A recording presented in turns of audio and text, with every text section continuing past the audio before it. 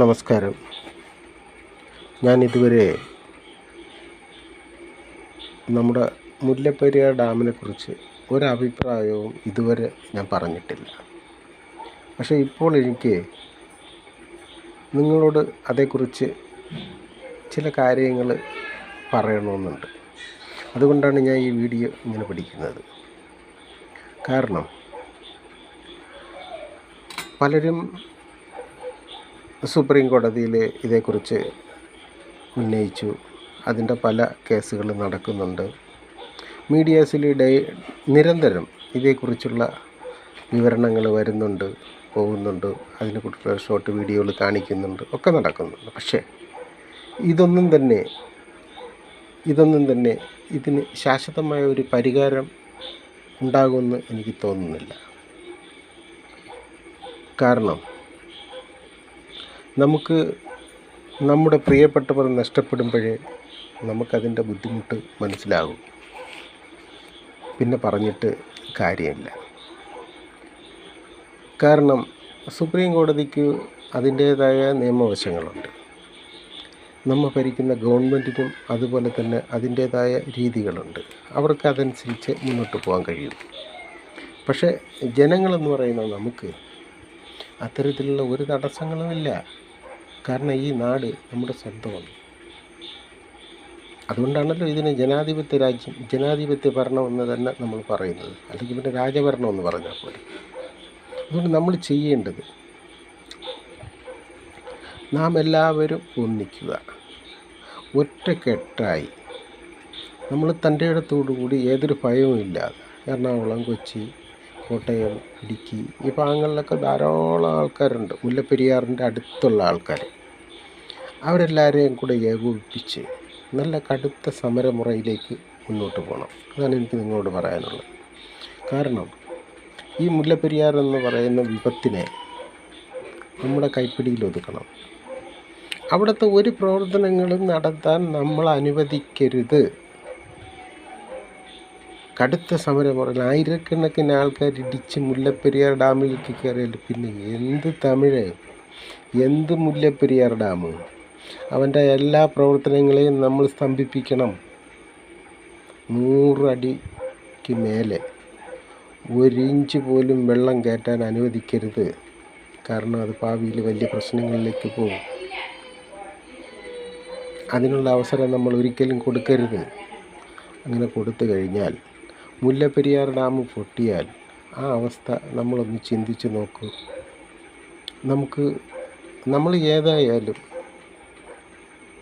ഡാമിൻ്റെ അടിഭാഗത്ത് കിടന്നുറങ്ങുന്നവരാണ്. നമുക്കൊന്നും നഷ്ടപ്പെടാനില്ല.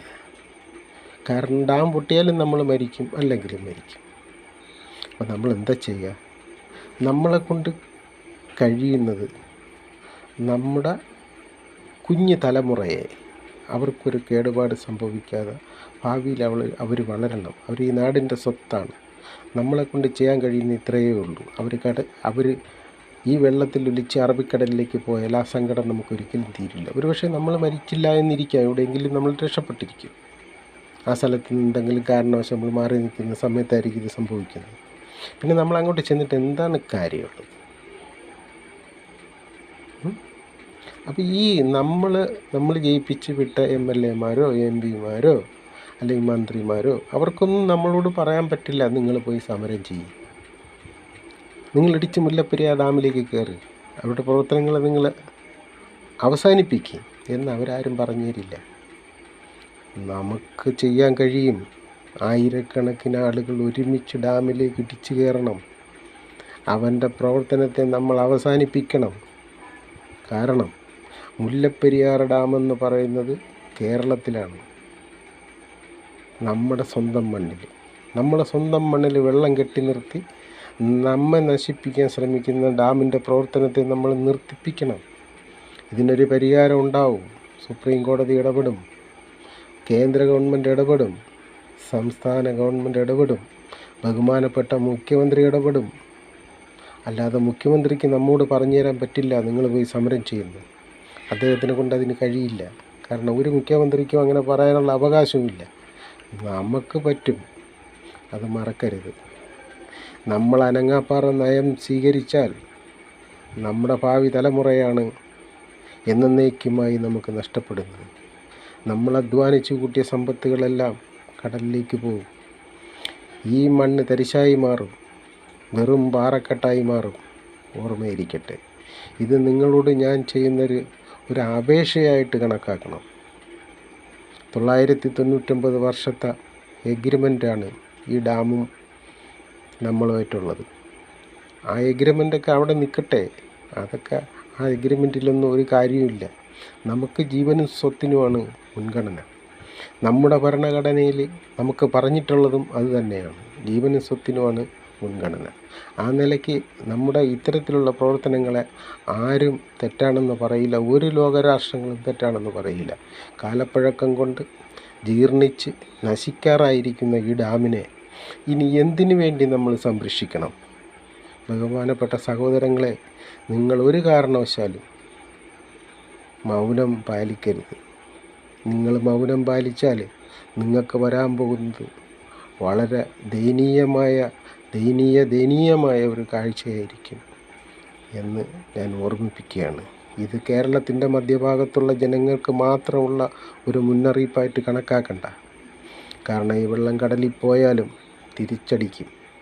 അന്ന് തിരുവനന്തപുരത്ത് ഞാൻ പപ്പനാമൻ്റെ മണ്ണിനാണ് ജീവിക്കുന്നത്, എന്നെ ഒന്നും ചെയ്യില്ല എന്നൊരു ധാരണ തിരുവനന്തപുരത്തുകാർക്കുണ്ട്. അതുപോലെ തന്നെ കോഴിക്കോട്, കാസർഗോഡുള്ളവർക്കും ഞങ്ങൾ കേരളത്തിൻ്റെ അങ്ങേറ്റത്ത് കിടക്കുന്നവരുണ്ട്, ഞങ്ങളെ ബാധിക്കില്ലെന്നൊരു ധാരണയുണ്ട്. തെറ്റാണത്. ഒരേപോലെയുള്ള വെള്ളപ്പൊക്കം കേരളത്തിൽ അങ്ങോട്ടും ഇങ്ങോട്ടും ഉണ്ടാകുമെന്ന് ഞാൻ നിങ്ങൾക്ക് 100% ഉറപ്പ് തരുന്നു. അതിലാരൊക്കെ മരണപ്പെടുമെന്നോ, വെള്ളം എവിടേക്ക് ഇടിച്ച് കയറുമെന്നോ, കേരളത്തിനുണ്ടാകുന്ന നഷ്ടം എന്താണെന്നോ, കേരളം വഴി അന്യരാജ്യങ്ങൾക്കുണ്ടാകുന്ന നഷ്ടം എന്താണെന്നോ, ആൻഡമാൻ നിക്കോബാർ ഐലൻഡിലേക്കുണ്ടാകുന്ന നഷ്ടം എന്താണെന്നോ ദൈവത്തിന് മാത്രമേ തീരുമാനിക്കാൻ കഴിയൂ. കാരണം നമ്മളാരും ജീവിച്ചിരിക്കുമെന്നുള്ള ഒരു പ്രതീക്ഷയും വേണ്ട. നമ്മൾ എന്തിനു വേണ്ടി ആരെ പേടിക്കണം?